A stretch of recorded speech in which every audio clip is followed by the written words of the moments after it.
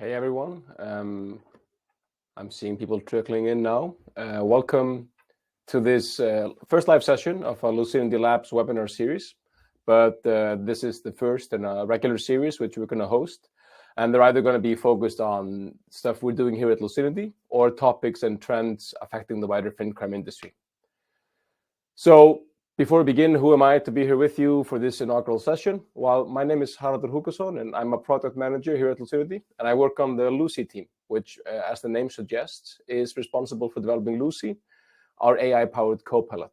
So the topic for today's session, driving efficiency and autonomy in compliance with generative AI or Gen AI, is right up our alley. But before we begin, just a bit of housekeeping. So I'm going to do a little bit of intro, talking about the stuff we're doing, give you a brief overview of Lucinity and our current products before we jump into a demo where we dive deeper into today's topic. But if you have questions or comments, you can use the question question input method. That should probably be on your screen down to the right, and shoot me a question.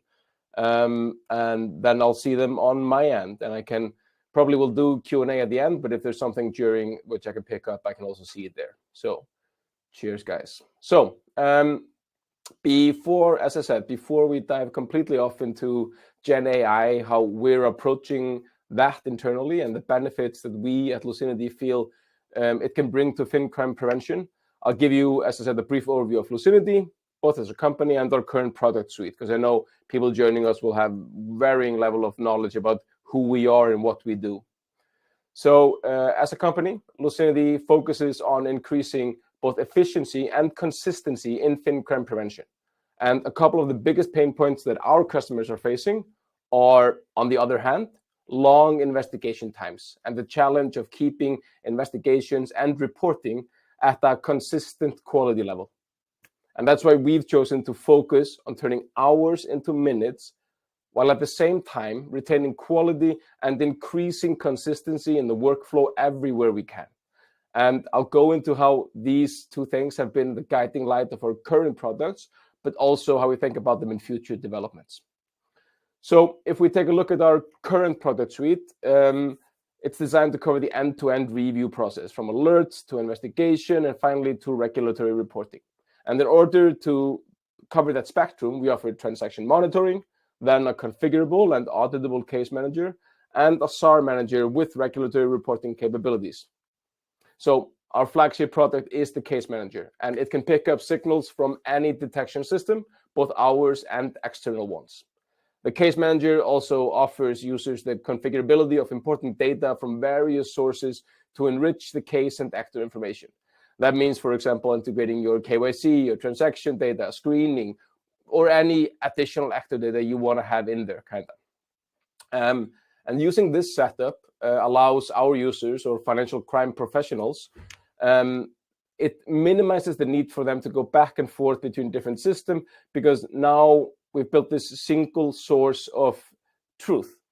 And this lowers both context switching, and it also makes sure that information is digested in a consistent manner, both between investigations, but also between investigators and users. Sorry. This process kind of drastically reduces investigation times as users have this single source of truth, and also having a pre-configured process of going through a detailed investigation step by step increases consistency and quality of investigations. So if an investigation leads to a result that requires regulatory reporting, our users then utilize the SAR manager, which helps them file any suspicious activity report in a coherent and consistent manner to the relevant authorities.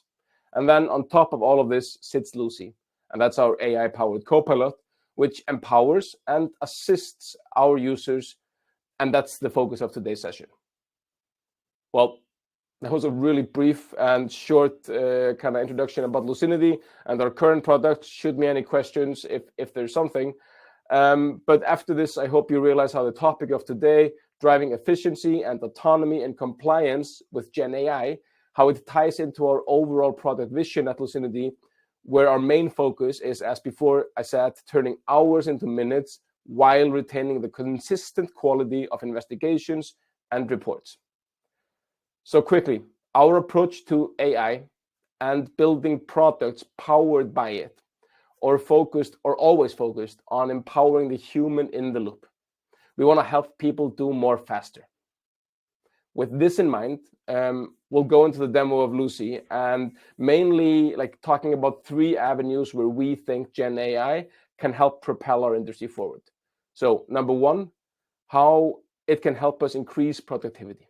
For example, with intelligent data analysis and completion of time-consuming and routine tasks. I mean, providing, understanding, and serving contextually relevant information, not only when you need it, but where you need it. So number 2, how Lucy can help our users maintain consistency and increase the quality of investigations and disposition narratives. And number 3, how Lucy can help educate and bring junior analysts up to speed quicker and train employees. So let me see about jumping right here and sharing my screen. We're sharing the case manager. Perfect. So here we are inside the Lucinity case manager, and I can see all the cases open there are assigned to me. And if I jump into a case, we'll see how the platform serves it up for me. So check out this here. In the abstract, Lucy is initially taking relevant case information and serving it up on a platter for me, giving me summary insights and a quick snapshot of the case.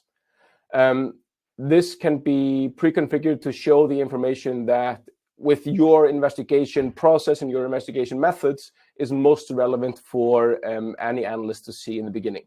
So right now we have a lot of information, but this could be tailored to your specific needs, like what is the heart of the case that you want people to see right away as they enter the screen. Then secondly, if we go down, we can see our focal actor panel or widget. So we see who is the actor here, and some as like a snapshot overview information. But maybe before we go even further, I'm going to show you where Lucy lives. So Lucy lives right here and can be accessed in the bar. Or, hi Lucy, you can help me a lot today. So either your users can interact with Lucy through the chat, or what I like to do even more is just use it for pre-configured tasks that users should go through during a step-by-step investigation. So one of the things analysts and we hear people spend a lot of time on is researching the focal actor. Is this a real and legit company? Or what's behind it? So let's see if Lucy can help us try and determine if this is a real business. So let's have Lucy run a proof of business check against AngelBeat and see what it serves up. So a proof of business check can be configured. Now it goes through checking if there are sanctions. This could be connected to external sources you choose that you want to verify a proof of business. It's Ethereum, Experian, and then what weights do you put on external media and controlled media? So we pull up the company website. We see kind of different information about potential people at AngelBeat. It appears to be a company. We're not sure though, because it is a dummy case with dummy data. It's not going to be accurate. So let's have Lucy try out one more thing and just do a proof of business check on Lucinity, which we know is a company. So then it serves up this profile here. So we pull up the LinkedIn. We see that it's relevant. It kind of shows that there are employees here and there's some activity there. There are external profiles about the company on third-party sites such as Crunchbase. Lucinity has been in the media. So there's media about it. So based on this preliminary evidence, Lucinity appears to be a legitimate company. And if I'd like, I can put this into, or anything I see Lucy serves up, I can attach to the case and put it in the notes section. So it comes in as a comment to my case investigation and is a part of it. But let's go even further. We want to understand, is AngelBeat a legit company? Well, let's take a look at the address. Like where is this fake, or is this something that makes sense to check out? So when I ask Lucy Insights, it gives me, we're not in a high-risk country. This is in New York City. The address provided is right here. You can take a look. But then we can just see, like, does this match with a company like AngelBeat? Should they be here? And I can form my own conclusion. Of course, I can also note this into the case files if I think this was of interest. The same way I can do insights, I can do internet search, I can do a bit of a deeper search. I did a deeper search before and attached it to the case profile. So here you can see a deep search performed on the company, what it returned in terms of address media and connection to AML activity. Yeah, so all of these searches and insights, Lucy is helping you gather at your fingertips instead of having to go between different things. So all of this is focused on increasing both the consistency of investigation, so the same information is served in a similar way. Of course, with the human always being recommended to take the insights, verify them, and make sure it's correct. But then let's take a look at the use case where maybe I'm a junior analyst and I don't know quite what I'm doing here. So I understand this is increased activity after a period of dormancy. I'm not sure what the CDD risk score is though. So I can ask Lucy to just kind of explain different topics to me.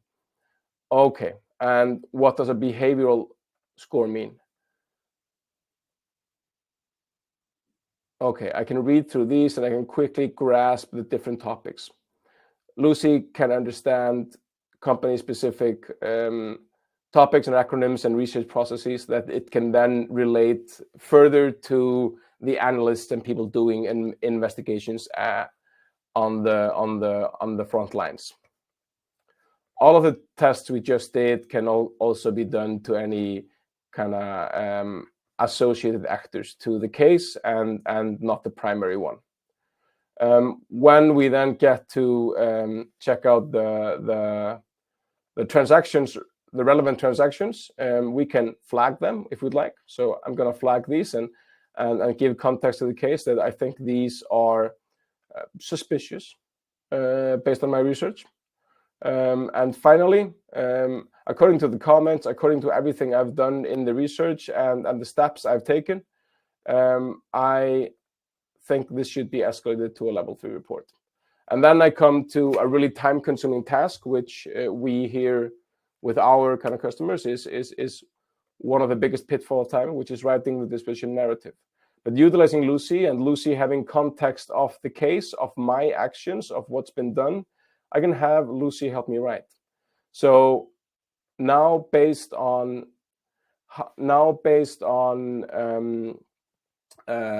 everything I've done so far, Lucy is generating a disposition narrative.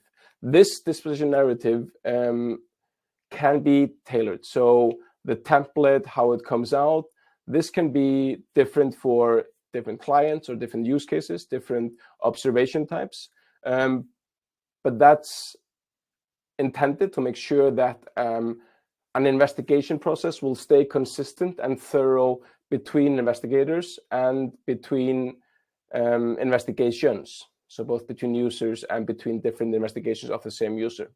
So right now it's set up to flag, this is the case, it was created, here's information about, as I said, like it's a dummy case, so there's not, we don't have a first name, middle name, or last name for this contact person, but we flag the exact transactions that we thought were suspicious. We get a summary of the investigations, what the key highlights were, and a conclusion recommendation based on what we wanted. So we can add this disposition narrative to the case, and now we have finished our review. So this case can then be escalated with this disposition and everything according to it there. All of this is then audit logged right here. So we both audit log everything that's been done, but also we audit log Lucy's queries. So you can see everything that Lucy was queried with from the user. So if you copy this text and this will show you the total script, but you'll see everything that was input and output from Lucy. So you can have context to why decisions were made. So this is audited for compliance purposes. All right, so that was a run through of going through a case utilizing Lucy to kind of help me along, speed up processes, and make sure things are coherent and consistent. And then the third point we wanted to focus on was having it explain different topics, investigation methods, or any acronyms I couldn't understand. So let me just jump back into full screen here. So where am I? I'm still learning on this software, so I'm removing the stream, and there I am back with you. All right, so I wanted to see if there have been any questions, so let me just check back in with that software. I can't drag it up into my screen. So, perfect. So one question is like, what do you think helps most in terms of increasing the efficiency? I mean, what we believe, and we develop in close collaboration, of course, with our customers and with the people, our partners, the people we work with. And what we're hearing is speeding up tasks such as writing a disposition narrative, making sure they are consistent end-to-end review, breaking an investigation process into different steps, and having Lucy assist you with getting relevant information at each one can really drastically increase efficiency. But I think the highlight would be the disposition narrative, and how Lucy kind of helps you draft that in a standardized way, which are really easy to show to auditors or whoever wants to see why a decision was made. All cases are consistent. There's no inconsistency between the different cases or different investigators. All right. So another great question is, how do we make sure, like, is the data secure with Lucy? So to be really upfront about it, Lucy, like the data from customers within Lucy is not used to train anything. It just stays with that customer. Nothing we do with the customer goes out of that environment. And everything we do is within a secure environment with Microsoft Azure. So everything is SOC 2 approved and secure, and no data goes to training or no data feeds back out from a client. So everything is done within regulations, and the utmost focus of us is to respect the privacy and confidentiality of the customers. All right, so let's see what more. So what are some of the cool stuff we're working on in the future? Yeah, that's a great question. So right now, at the Lucy team, we're focused on rolling the core Lucy plus a few of the initial skills and stuff Lucy can do with our existing customers, seeing what helps them the most, how we can help them even further accelerate. But in the next few months, and that's a purpose of these webinar series as well, we're going to be happy showcasing some of the stuff we've been working on the back end, which is utilizing AI for more complex and maybe more fun stuff. I don't know what people think is fun, but so topics such as kind of being able to import documents, extract text instantly. And that is a great question. So does Lucy make any judgment calls, for example, in relation to the extent of risk identified by data, i.e. adverse media article? So this is where we work with customers of showcasing when adverse media goes on. These are the things we're flagging for. They can be adjusted based on what that particular customer wants to flag for, wants to search for. Then we highlight, we give it a ranking, rather than Lucy does not make any judgment calls. Lucy gives a ranking and brings up information that should be surfaced to the top, helping investigators utilize their time better. So over time, we will improve with our customers those ranking, what they feel is important, and continuously improve and be more efficient. But Lucy doesn't make a judgment call per se. It's all there. Maybe there's a ranking based on a predetermined, understandable, translatable kind of input methods. So if that answered the question.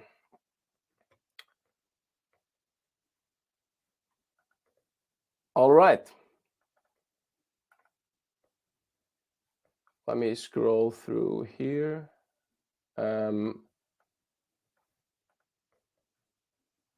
Yeah, I think some of the questions coming in are just on kind of similar stuff.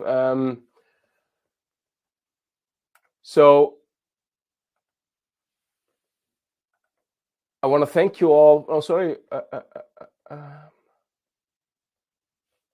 So how well does Lucy work with physical person transaction monitoring, or is the primary development for entities? No, Lucy is not developed primarily for entities, even though the case I took had an entity in it. Of course, when I refer to Lucy skills, it's such as the proof of business check. That will be a KYC check or a background check on an individual. So we have these different skills which relate to kind of different processes, but it works the same, or Lucy also helps in physical person, of course, with different data, with different transactions. And as I said, we're adding to the skill library and capabilities of Lucy together with our customers. So we're focusing on kind of the use cases we see them facing. But there's nothing about Lucy that is inherently better for entities or for individuals. It's about creating the use cases and skills we develop for it. All right. So yeah, as I was saying, I want to thank you all for joining me today. I'll give you some time back. You will all, or everyone, you and everyone who signed up will get the recording sent of the webinar. And like I said in the beginning, this is the first one in a series which we're calling Lucinity Labs, which will focus on different topics and trends within FinCrime, or highlight stuff we're working on here at Lucinity and are excited to roll out and get your feedback on. Thank you so much for all the questions. I was more than I had hoped for. So this has been great. Yes, at the end, sorry.